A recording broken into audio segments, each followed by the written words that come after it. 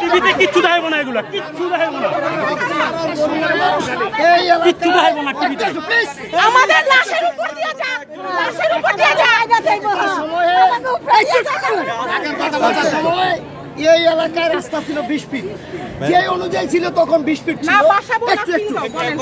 তখন এই এলাকা অনুযায়ী 20 ফিট রাস্তা রাজুক অনুমোদন দিয়েছে, 20 ফিট রাস্তা দুই পাশে ছেড়েছে। এখন যদি আপনি রাস্তা জনগণের জন্য বড় করতে হয় তাহলে অবশ্যই রাস্তা বড় করবেন, সেটা একটা নিয়ম, রুল অফ রেগুলেশন আছে।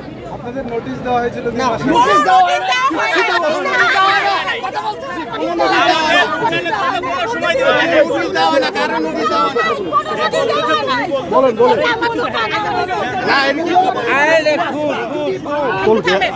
পাবলিকের কোনো অসুবিধা নাই, কিন্তু দুই পাশে যে বাড়িওয়ালারা আছে তাদেরকে প্রথম একটা নয়, আমি একজন অ্যাডভোকেট, 1 2 3 তিনটা নোটিশ দিতে হবে ভাঙার জন্য।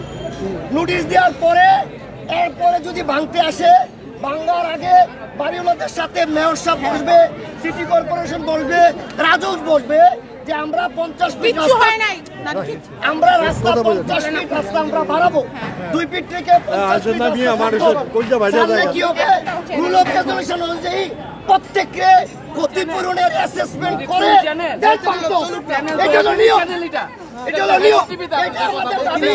আপনার রাস্তা নেই, অসুবিধা নাই, কিন্তু ক্ষতিপূরণ দিয়া রাস্তা দিবেন, এই হলো আমার। আচ্ছা,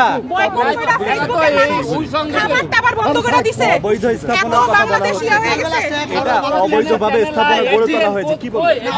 অবৈধ স্থাপনা না না, আপনার কথাটাই এই যে লেখা।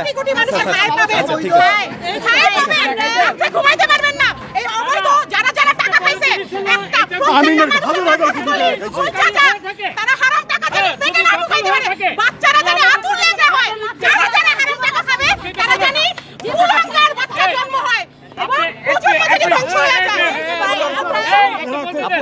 কথা বলেন,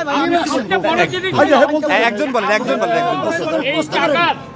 আমরা খাজনা দিচ্ছি, সবচেয়ে বড় জিনিস হলো রাইট হলো যখন আমরা খাজনা দিচ্ছি, যেহেতু আমরা খাজনা দিলে আপনার অ্যাডভোকেট সাহেবের কথা অনুযায়ী আমরা বলতে হচ্ছে যে এগুলো নিয়ম আছে, নিয়ম আছে, আমাদেরকে ডাকবে, আমরা যাবো, তারপরে আমরা যাবো, যাওয়ার পরে এটা পয়সাটা সেটেল হবে, ঠিক আছে না? সেটাই আপনাদের কি নোটিশ ছাড়া কি উচ্ছেদ করা হবে? আমাদের বাচ্চাদের সম্পদ, এখানে সরকার যদি তারপরে এটার সঙ্গে এডিসি জড়িত হবে, এটা মাস্ট এডিসি জড়িত হবে। এডিসি যদি জড়িত না হয় তাহলে তো এটা কোনো রকম কোনো কিছু হবে না। সবার হাতে মোবাইল, ফেসবুক লাইভ দেন, একত্রিত হয়ে সবকিছু করা যাবে। আমার কথা হচ্ছে এই রাস্তা করা হয়েছিল তখন মুক্তামান্ডার রাস্তার ডেপথ ছিল 6.09 মিটার, মানে 20 ফুটের মতো।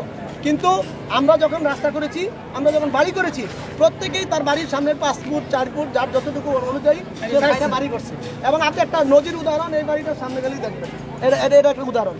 সরকারি আমরা যতটুকু সরকারি আইন প্রশাসন এবং সরকারি যে বিভাগ আছে, গণপ্রজাতন্ত্রী বাংলাদেশ সরকার আমাদের জন্য বলছে যদি ভূমি একর করা হয়, উনি যদি জনকল্যাণের রাষ্ট্রীয় কাজে, মসজিদ মন্দিরের কাজে যদি রাস্তা বড় করার জন্য সিদ্ধান্ত নেয়, তাহলে সেক্ষেত্রে আমরা দিতে বাধ্য।